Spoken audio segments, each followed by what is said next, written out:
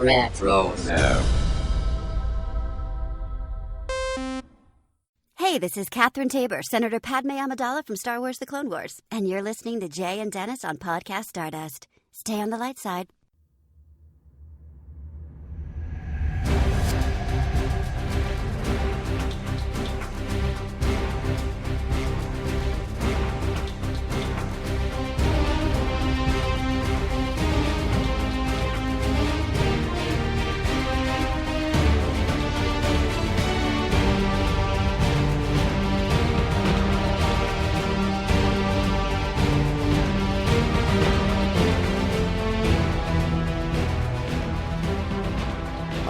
Welcome back to Podcast Stardust. This is the fully armed and operational podcast dedicated to Star Wars news, reviews, and discussion. I am your host, Dennis Keithley. Normally, I'm joined by my friend, Jay, who's the co-host of the show, but she is away at the moment. We hope to have her back in the next couple episodes, so once again, you're going to get me for just an entire episode. I put the call out for some Star Wars questions, and you all came through in a major way. But before we dive into that, I just want to remind you that if you're looking to touch base with the show, we can be found on Facebook and Instagram at Podcast Stardust. That's the two best places to reach us. So, okay, the dish is lying, the signal's boosted maximum output, the shield's down, we're now broadcasting to the galaxy. And like I said, I put a call out for Star Wars questions. We're going to try a listener question show, the first time I've ever done one of these, and we'll see how this goes. But thanks in advance to everyone that came through, and you all came through in a major way. I've got so many questions to get through. Most of these come from a Disney Parks fan community. Most of them listen to the Be Our Guest podcast. So thank you to all of y'all. I'm not going to get to everything, but I'm going to do my best. First up, I've got a question from Trisha that says, I've recently rewatched The Mandalorian and Ahsoka, and I have a couple of questions. How do you think she'll find a way back? I'm under the impression there is an ancient Jedi temple on Peridea, and that's the power that Baylon Skoll is looking for. Could there be a gateway back to the known universe? We've already seen the world between worlds. Will that bring them back? So I've got some thoughts on that. If you look closely at the end of Ahsoka, when Baylon is standing on top of a statue looking off in the distance, those statues look like the remains of the father, the brother, and the sister from the Mortis arc. And the way that temple is sparking off in the distance is very similar to the way that temple appeared in the distance in those episodes of the Clone Wars. So yes, I do believe that that's what we're going to be finding on Peridea there in the Ahsoka. So how do they get back? Well, there's a couple things that are possibilities. They still have Ahsoka's ship. It's just damaged. And I suspect that can be repaired. And if it can be repaired, then I'm guessing they can find a Purrgil to take them back to the known galaxy. So that's one opportunity. Two, Thrawn was able to get his minions to clobber together a ship that was capable of making it from the second galaxy to the known galaxy, the primary galaxy, the Star Wars galaxy. I don't see why they could not get that information out of his computer on his ship and then launch a rescue mission to get Ahsoka. Doesn't seem like it takes all that long to get back and forth between the two. So there's another possibility. As for World Between Worlds, of course, that is the interdimensional space that we were first introduced to in Rebels, and then it came up again in Ahsoka. Here's something to keep in mind about that. No one has ever left, that we're aware of, the space, the World Between Worlds space, in a manner that's different than the way they got in. So by that I mean, when we were first introduced to this concept in Rebels, Ezra entered a portal through Lothal and left back through the same portal. He, quote-unquote, rescued Ahsoka from Darth Vader by pulling her through a portal, and she went back through that same portal. And then when Ahsoka was experiencing what we believe to be World Between Worlds in the Ahsoka series, she seemed to go in by going over a cliff into the water, and then essentially was pulled out of the water afterwards. So I don't know that you can actually use World Between Worlds to go from one place to another. I think in the end, you have to go out the same way you came in. It's been one of the things that I've been concerned a little bit about with this concept of the World Between Worlds, that authors and other creators for Star Wars might start using it as a way to do all kinds of time travel and ways of changing the past and the future and stuff like that. But I think they've been very clever in the way that they've limited its use so that you're only getting out the way you came in. So we'll see what happens. But I'm kind of betting on either a Purgle or someone from the known galaxy coming back to get Ahsoka. So that's the answer to my question. And sure, you got a lot more questions, and I'll come back to some of those if I got some more time here at the end. Okay. Well, actually, I'm going to incorporate some of your other questions here. You had some parks questions. With launch bays closed, how do you hope they handle character meet and greets moving forward at Disney World? And if you get any scenes of Star Tours, what would it be? Well, as far as launch bay goes, yeah, that basically deprives us of meeting with Darth Vader and BB-8, as far as I know. Kylo Ren's still wandering around Galaxy's Edge, and Chewbacca is always out there, and I have had an opportunity to meet him the one time I went to Galaxy's Edge. I don't get to the parks as often as I'd like to anymore. But I think there's plenty of places you can set them up in Galaxy's Edge to handle meet and greets. You can set up some sort of an awning in a corner and put the characters underneath there, put a PhotoPass photographer there and take pictures. I think that would work out just fine. As for any new scenes for Star Tours, wow. Okay, so it's been a while since I've been on Star Tours. The last time I was there was 22. And I think I got the Rise of Skywalker scene for the first time. Man, what else would I add? I'm going to come back to that because the next question I've got is from Paul. And he's asking, if Disney were to build a Star Wars park, one can hope, and the central hub was the world between worlds, so there's another reference to that, there would be a resources limit to how many worlds times etc. they could connect to. Okay, so he's putting a limit on me here. What 4 to 5 lands in the Star Wars universe would you have the world between worlds connect to in the Star Wars universe timeline? So I am absolutely fascinated by this question, and I could probably spend 30 minutes on it alone. But let me think about this. I'm going to think out loud for a second. So I'm going to try and stay away from whatever we've got in Galaxy's Edge right now, and I'm going to try not to duplicate the experiences. But that's going to be really tough.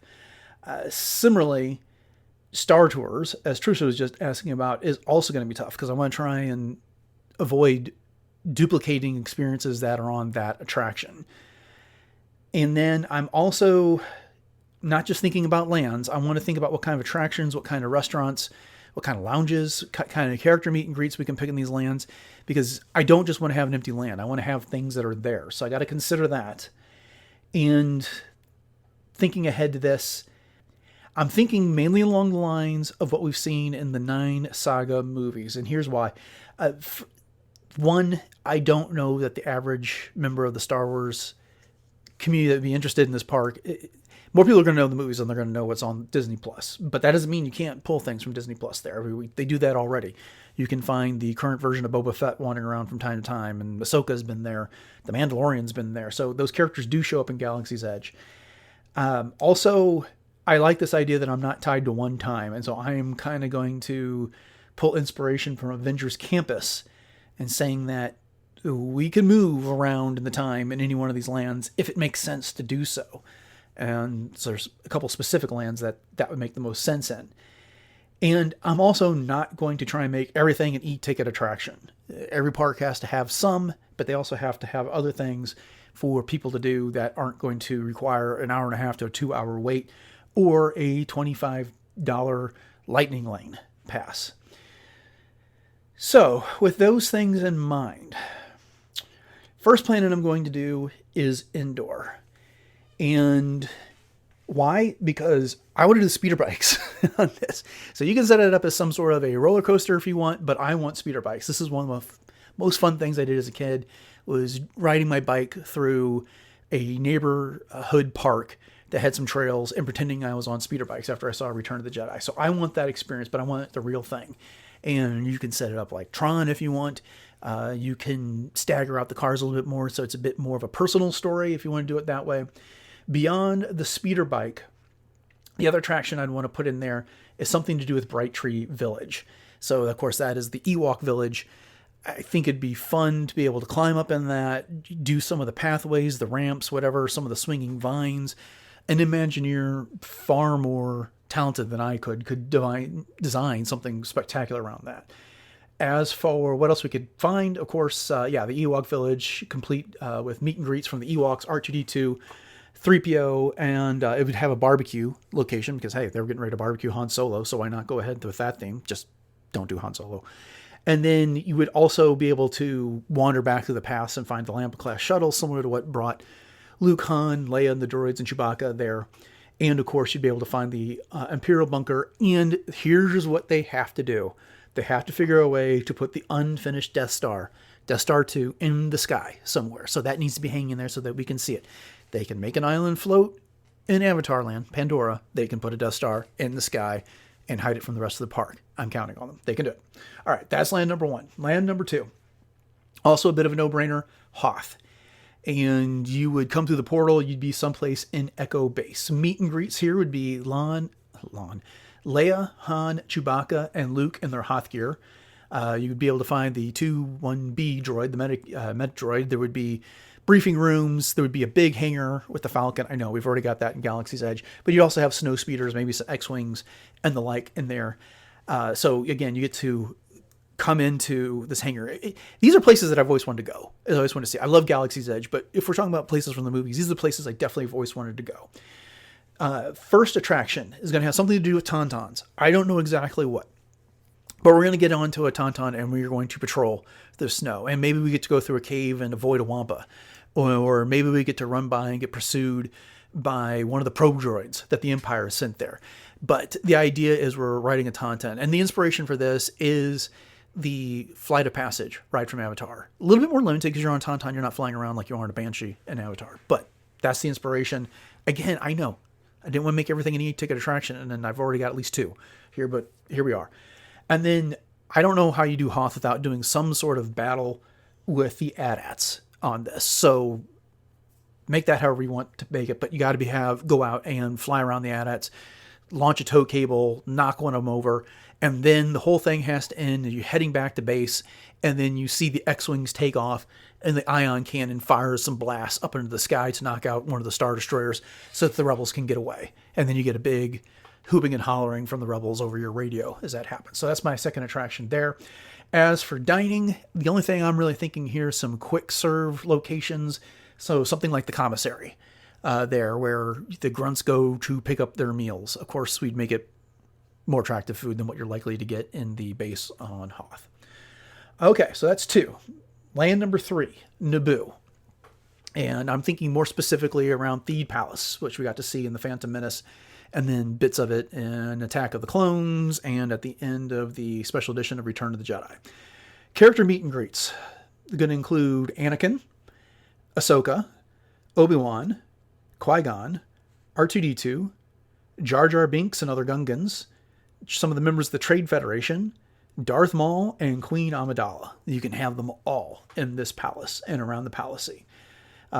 So attraction 1 would be Take Back the Palace. This is inspired by the end of The Phantom Menace.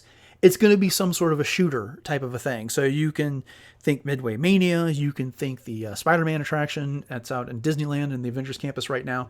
But you're going to be in a car. You are being shuttled around the palace and you are taking out battle droids. And it doesn't have to be just the standard B1 battle droids. We can throw in some other stuff there to be imaginative as well. Some droidicas and the like. And while you're taking back the palace, you'll get an opportunity to wheel past Darth Maul as he fights off Obi-Wan and Qui-Gon. So that's attraction number 1. Attraction number 2 is Through the Planet Core. And again, this gets its inspiration from that scene in The Phantom Menace when they go underwater and they are trying to get from the swamp to Theed. And it's going to be a little bit maybe like the Living Seas over at Epcot, where you board or I guess it's now with Nemo and Friends, but you board a car and then you get to see some fish and stuff like that. And everything's going smoothly until the OPC killers shows up. And then, of course, this would not be complete if we didn't have the Sando Aqua Monster, the bigger fish that's there, show up as well. Dining location for this, we are talking about table service, maybe signature dining, and this is going to be Theed's Royal Banquet Hall. So I'm kind of pulling some inspiration from the Beauty and the Beast restaurant that they have over at Magic Kingdom with that, but maybe just a slightly bit more upscale. But I think that could be fantastic. Okay, location number 4, Cloud City. And I was trying to decide between this and Coruscant, but I went ahead and went with Cloud City. The concern with Coruscant that I have, and believe me, I would love to go there and I wouldn't balk if they did it, is simply that it's all skyscrapers. It would be huge. I think it would blot out the sun for everything else. I don't know how exactly it would do it, unless you start off at like one of the top levels and they give us the forced perspective to give us the illusion that we're looking down on everything. But anyways, I'm going with Cloud City. Character meet and greets would include Lando, Lobot, Boba Fett, other bounty hunters, Darth Vader, stormtroopers, and the like. Attraction number 1 would be the twin pod cloud cars. These are those little orange ships that were flying around Cloud City. A couple of them escorted the Falcon in at the beginning of the Empire, or in the middle of the Empire Strikes Back. And so think people mover as you fly around and you see the sights on Cloud City. Attraction number 2. This is the carbon freezing chamber. This is going to be some sort of a drop attraction, kind of like the Guardians of the Galaxy, what do they call it, out in Disneyland? I can't remember, or the Tower of Terror. And you're going to have go up and you're going to see Han getting shoved into the carbon freezing chamber. You'll get to see the moment where, Leia says, I love you. And he says, I know. Chewbacca's going to throw a fit. And then you drop, except for you don't get frozen. But you're going to have some scenes where you see other things going on as they attempt to escape. Why did I pick this? I'm just trying to differentiate this so that not all the attractions in this land are the same thing. Some sort of a racing attraction or a roller coaster attraction. We have to have some sort of variety. And yeah, this is where I figure the drop attraction fits in. But you all can let me know if you disagree. And then as far as dining here, 2 things come up. One, I am calling the Tabana Club. And this is going to be something like GO82 out at Epcot, which I haven't been to, but it is the club that's now built into Spaceship Earth.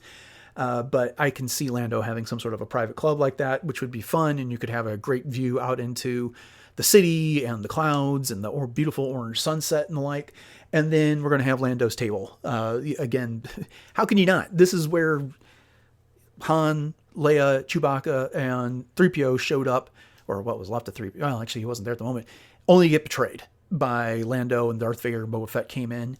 Could be all kinds of fun character interaction here if you did it right, but somewhere between a signature dining experience and just a regular table experience. Okay, so that's Cloud City. My final location is, and I just don't know how you build a Star Wars land that's going to pull from the movies without including this, so I'm including it, and that's Tatooine. And the beauty of it is that there's so many different eras that Tatooine appears in that you've got a really great scope of who can show up there and when. So, from our classic original trilogy era, you've got Jedi Master Luke, Leia, Han Solo, Chewbacca, Lando, and Return of the Jedi, Bib Fortuna, Jabba the Hutt, Boba Fett, Alec Guinness. And then from the prequel era, of course, you got Anakin, Qui-Gon, Sebulba, Padme, Captain Panako, Watto, other pod racers, and the like. And then you can even go to the Disney Plus era and have that version of Boba Fett and Fennec Shand and other characters. Cobb Vanth could show up there. So this is a lane where you could have a lot of variety. The lounge, this is a gimme. The Mos Eisley Cantina. Who wouldn't want to go in there and sit down and have some drinks? You can have the band in the background playing the modal nodes and doing their thing. And then for a more of a sit-down location, I am thinking the Daimo's table. And this would be in Jabba's palace after Boba Fett took over.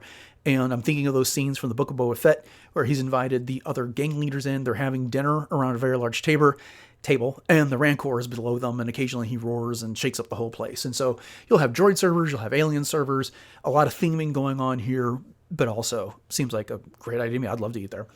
As for attractions, you're on Tatooine. How can you not have a pod race? Of course, the downside of this is you've already got the pod race in Star Tours, but I am thinking of something even bigger and grander. Think Radiator Springs from Disney's California Adventure. Let's get a huge race going on. You can have alternative parts of the path. You can have different racers win. You're not limited to 2 cars. You could put like 4 or 5 out there at a time and have everyone race against each other. Of course, the trouble is that the typical pod racer only has 1 person on it. But hey, Imagineers, they can put 4 or 5 people per car. So that's my vote for one attraction. Attraction 2, Escape from Jabba's Palace. And I'm drawing inspiration from the Haunted Mansion for this one. So you enter here, and the next thing you know, Jabba's throwing you in a dungeon, and then you escape from a dungeon, and some of the monsters that are in the dungeon, you get up to Jabba's throne room, and he sends you down to see the Rancor, and the like. Lots of scenes like that where it's scary-ish, in quotes, but it is all about that type of experience where you're finding the Easter eggs, and we're getting some great John Williams music as we go along. So those are my 5 lands. Others that I considered, Ahsoka, of course, that's where Luke was hiding out at the end of The Force Awakens and in The Last Jedi. That could be fun. I think the problem is with having an island is surrounding the whole thing with water and not ruining the illusion by having it run up against a berm or one of the other lands. Mustafar would be another great opportunity. That'd be a villains-centric location, but of course, you could do something with a lava flow on that one for an attraction. The dining aspect of it was a bit more challenging. Canto Bight would be fantastic. Of course, you could have the racing of the Fathiers there, but if we're going to do racing, I'd rather have speeder bikes. But dining and lounges and shopping would be big if you wanted to do that. I already talked about Coruscant a little bit. Jakku, I threw that in there. I just love the scene where Rey and Finn are in the Falcon and, they're racing away from those 2 TIE fighters. But again, we have a Falcon attraction in Galaxy's Edge. So do we need 2? I don't think so. Lothal for the Rebels fans. Lots of things happen there. You could have secret Jedi temples. You could have the capital city. You could have the foundries that are building TIE defenders and the like. Lots of possibilities. And then Peridia. I just don't know how much we can do with that yet. That would be an idea that needs to be developed probably after season 2 of Ahsoka. Okay. So, wow, like I said, I could probably do more on this, but I need to move on. Question number 3, and this comes from Steph KG in NJ. I'm assuming that's New Jersey. She says, I grew up with the original movies and know that storyline the most. I have seen all the Star Wars movies and all the live action series on Disney+. I'm not a huge fan of animated series, but would be willing to try, and I enjoy reading. So my question is, where would I start to expand my fandom? Is there a certain book to start with or animated series to try? Wow. Okay. Great question. This is also one that I could probably do an entire episode on, especially if I had Jay here to help me answer it. Man, where to begin? See, the reason why this is a difficult question to answer is that I don't know what about the movies and the live action series that you enjoyed the most. And if I knew that, then I could help direct you. As far as books go, you have to understand that a lot of the books that came out in the 90s and the early 2000s were relegated as legends. So they don't count as part of the current story. They haven't torn them all up or anything. You could still read them if you enjoy them. And I still have my copies of all those. But they reset the canon back in about 2012 or 2013. I can't remember. And so they've been releasing a lot of new stuff since then. Most of the books, I should rephrase that. There's not a lot of books that take place during the original trilogy. They largely left that up to comics. But there's a lot of books that take place in the prequel area and between the prequels and the original trilogy, and some stuff that takes place after the original trilogy and before the sequel trilogy. Okay, so this is getting complicated.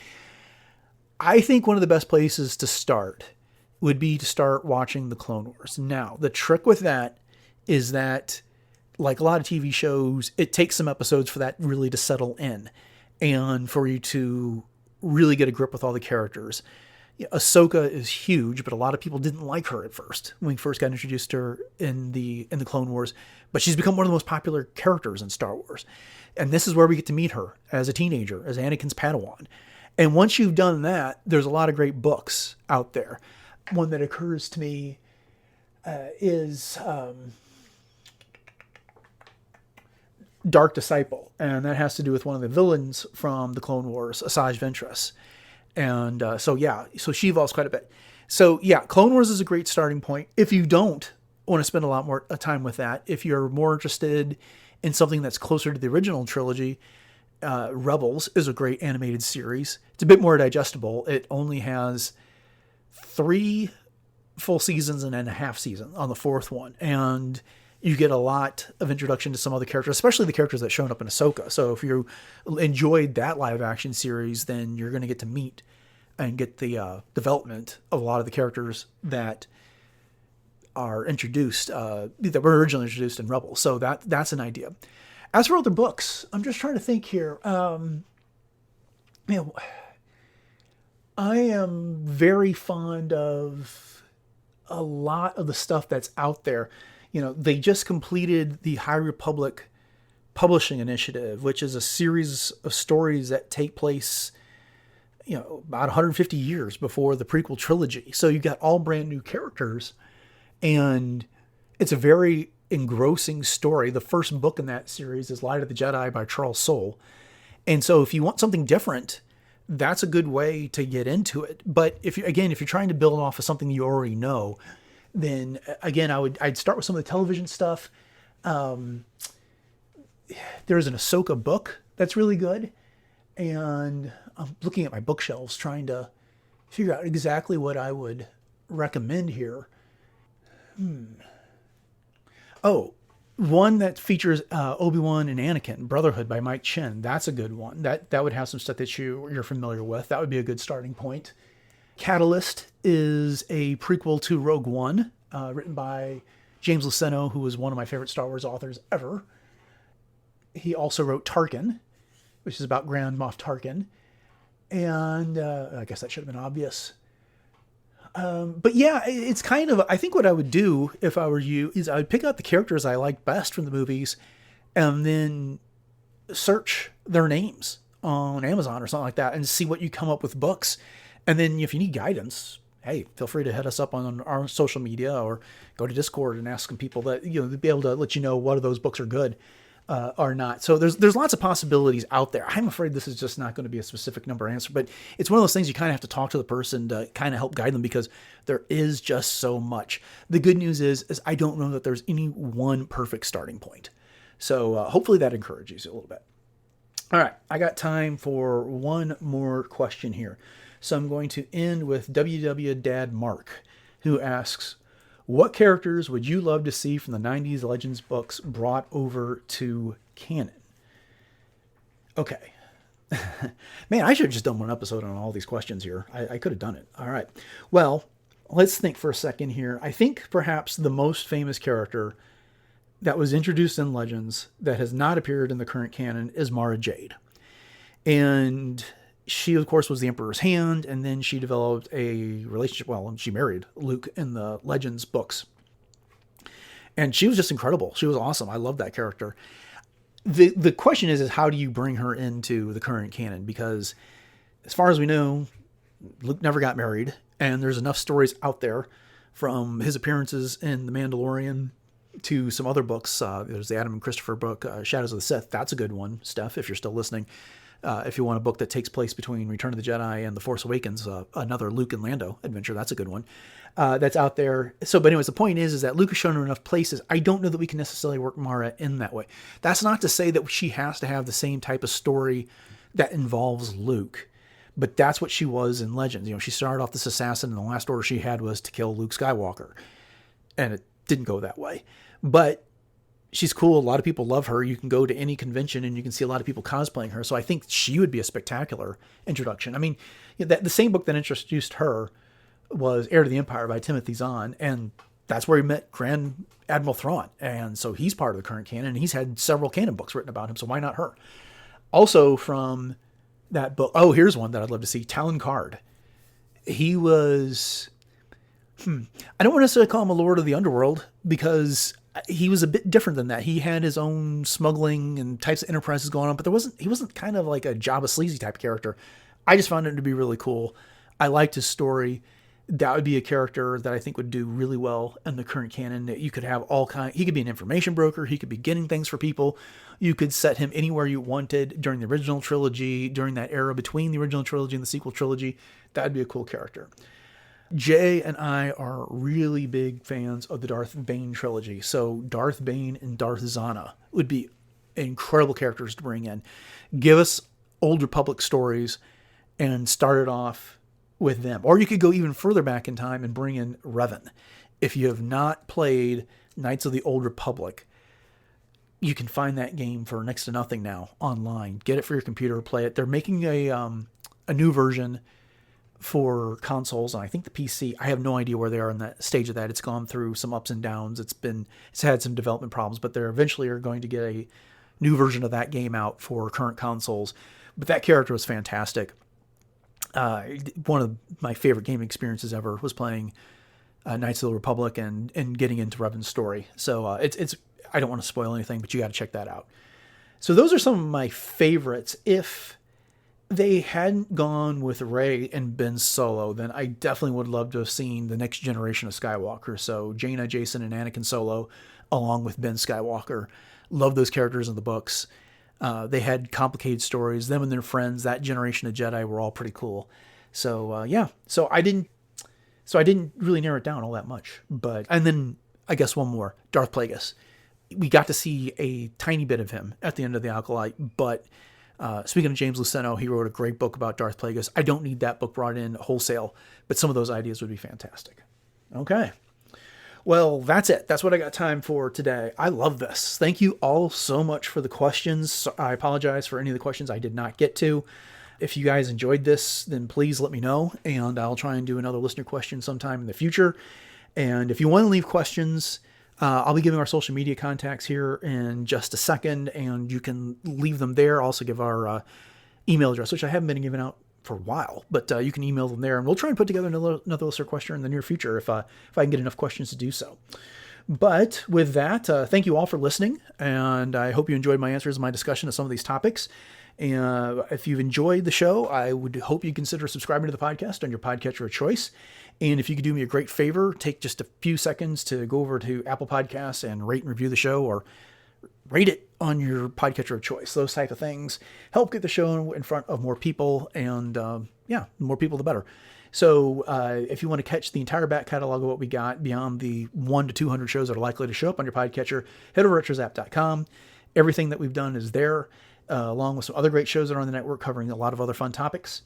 And if you want to reach us, again, we are on social media, Facebook and Instagram at Podcast Stardust. Our email address is podcaststardust@gmail.com. And you can find us over on Pinterest. Jay has set up some boards there. I just don't use Pinterest, so I'm not really sure what's there, but she keeps up with those. The show is also available on YouTube and YouTube Music. It's audio only both places, but for whatever reason, they publish it twice. And if you're looking for some Podcast Stardust merch, mainly t-shirts, you can head over to TeePublic. We got all the different show logos available on your t-shirt color of choice, and a few other type of projects, stickers and things are like as well. And everything purchased over there goes towards supporting the show. Upcoming on the show, I'm not sure. I was talking to Jay earlier. She may be back for the next episode, and so we're going to figure out what that is. But once she's back, we'll be getting back into our usual routine. We still have an episode of our Revenge of the Sith series to go this month, maybe World Between Worlds, which is our Star Wars fashion and lifestyle review show. We're going to be finishing up our Lego Star Wars Rebuild the Galaxy Pieces of the Past series here in a bit, and we're going to be covering Star Wars Visions, which comes out at the end of the month. So lots going on Podcast Stardust in the next month or two. But with that, just want to say thanks again. Appreciate you listening to episode 954 of Podcast Stardust. Have a great week, and until next time, may the Force be with you.